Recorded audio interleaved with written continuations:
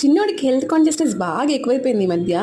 ఇవాళ ఏంటో టిఫిన్ చేసి నాన్ చేయగానే వాళ్ళ డాడీ దగ్గరికి వెళ్ళి చుక్కకూర కోపించుకొని చక్కగా ఇలా ప్లేట్లో ఎంచుకొని నా దగ్గరికి వచ్చి ఇలా ఇచ్చిందనమాట. అమ్మ తీసుకొని నాకు చెయ్యి అని. సో అలా అడిగిన తర్వాత మనం ఆగుతామా? ఖచ్చితంగా చేసేయాల్సిందే. అది కూడా మన పెరట్లో మొలిచిన చుక్కకూర. చాలా క్యూట్గా సింపుల్గా 5 నిమిషాల్లో చేసుకోవచ్చు.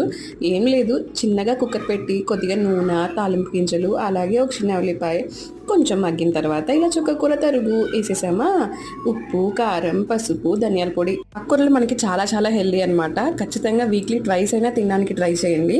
అందులోని వర్షాకాలం కాబట్టి బయట అయితే కొనకుండా ఇలా కుండీల్లో పెంచుకొని తినడానికి ట్రై చేయండి.